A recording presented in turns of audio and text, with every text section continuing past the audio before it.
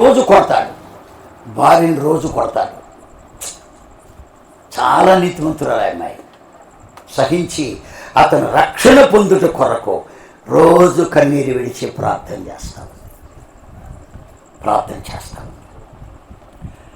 చేస్తుంటే ఒకరోజు దేవుడు దర్శనమిచ్చాడు. మా సహోదరి, నీ ప్రార్థన నేను విన్నాను, నీ భర్తను నేను రక్షిస్తాను, రక్షించడమే కాదు నా సేవకునిగా మార్చుకుంటాను. ఆ రోజు దర్శనం వచ్చింది. ఆ తెల్లారి పొద్దున్నే పనికి పోయింది. ఆ డబ్బులు ఇస్తావా ఇవన్నీ తన్నాడు. ఆ డబ్బులు తీసుకెళ్ళి సారా తాగాడు, మంచినీళ్ళు తాగి పండుకుంది. ఎన్ని రోజులు భోజనం లేకుండా నీళ్లు తాగి పండుకున్న రోజులు ఉన్నాయి అమ్మాయి. ఒకరోజు ఈమె పనికి వెళ్ళింది. వీడికి సారాకి డబ్బులు లేవు. కొట్టుకాడికి వెళ్ళాడు. సారాయి పోయా అన్నాడు. ఆమె పొర తగ్గిపోతాడా, డబ్బులు ఇస్తే పోతలేకపోయింది. ఎక్కడ డబ్బులు లేవుగా ఇంటికి వచ్చాడు. చిన్న పాప ఉంది, పెద్ద పాపను పనికి తీసుకెళ్ళిపోయింది. చిన్న పాపను తీసుకెళ్ళి సారాయి కొట్లో తాకట్లు పెట్టి సారాయి దాకా ఇంటికి వచ్చాడు. ఇంటికి రాగానే భార్య అడుగుతుంది, అమ్మాయి ఏదని. పక్కింటి అని చెప్పింది, నీ పిల్ల ఇక్కడ లేదే, మీ ఆయన సారాయి కొట్లో పెట్టి వచ్చాడు, తెచ్చుకోకపోయాడు.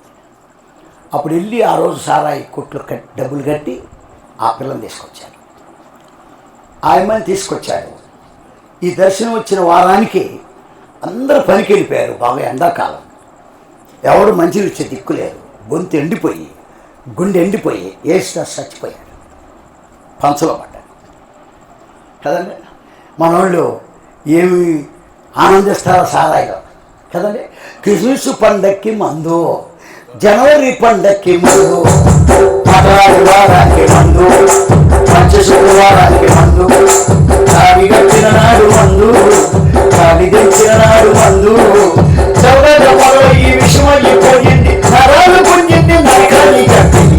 మోదీకి దండము తాతయ్య బాబులు తెచ్చి, అయ్యకు వరవాదొచ్చి, కొడుకులకేమో తెచ్చి, మన వల్ల మనసులో వచ్చి వారసత్వమైపోయే అందుకు బానిసలైపోయినారు.